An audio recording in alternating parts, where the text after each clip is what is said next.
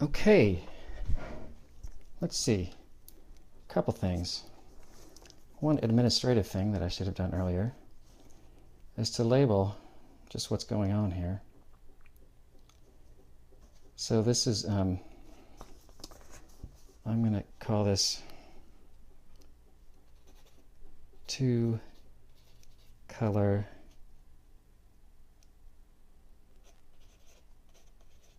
blends. I don't know if you can see that. But this is Azo Yellow and Phthalo Blue.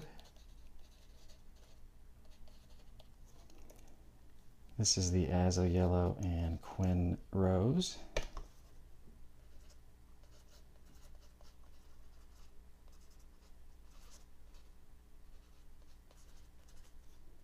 And this is the Quin Rose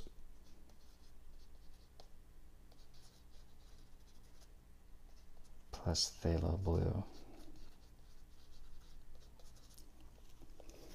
And yes, that's sloppy writing because I'm all creative and artistic and stuff, and a sloppy writer too. But so this big space, I want to, I'm going to play a little bit more with the hockey brush, and this is going to sort of represent the background from the for that flower painting that we're working on in class. And mostly I'm going to be going from a phthalo blue to a mix of some indigo as well. But I'm gonna, just like the shapes, I'm not gonna try to conquer Rome in a day. That could be the first time I've ever used that phrase. But it seemed applicable. So I'm using my hockey brush to wet down this area, and well, you probably can't tell on the video.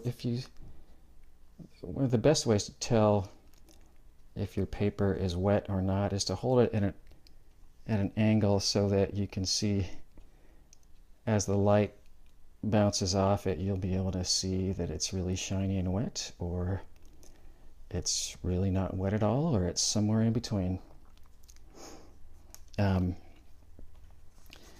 So I wet that large shape with the hockey brush because it gets it done nice and fast, and I want this shape to be sort of blendy, wet and wet kind of thing.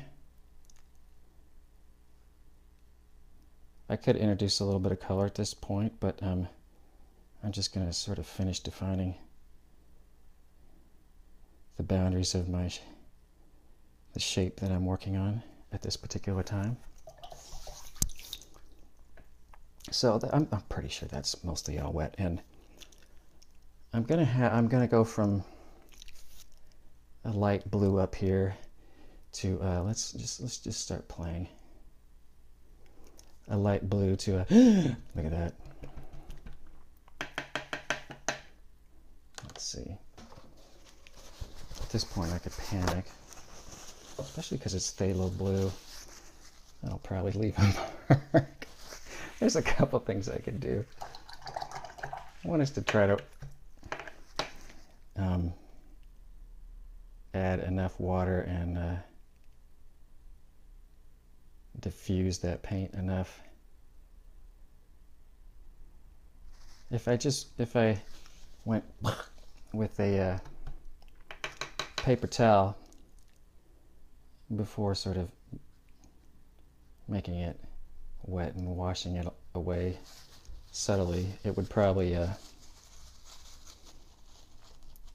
that would have left a mark, especially with this phthalo blue. Not only is phthalo blue strong and staining, this Graham phthalo blue is particularly strong and staining.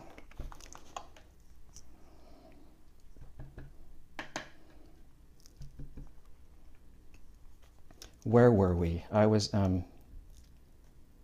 playing. I think that's where we were. I was going to introduce a little bit of just even violet into this. It's part of what the background shape is both fun as well as functioning as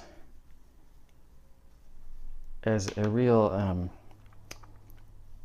unfocused area with various things going on that will help to push the foreground further and the background, the foreground further forward and the background further backward. So I'm doing a couple different things. I'm sort of both brushing in some paint to just kind of have fun to see what happens with this whole really wet into wet technique. I'm still going to have it pool in the lower right corner and make a thirsty brush with my towel and get rid of the excess water that's just going to sort of make it more of a watery mess more than anything else. That was fun.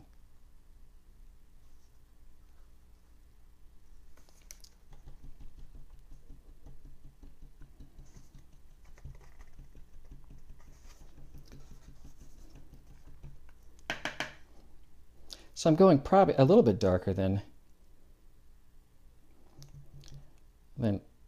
I would have just in these shapes over here.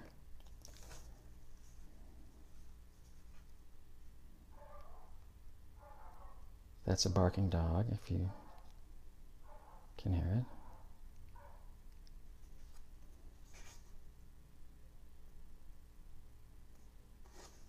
I suppose it was a barking dog if you can't hear it too. Once again, I'm wanting to go from basically a light value, bluish, violety, dark bluish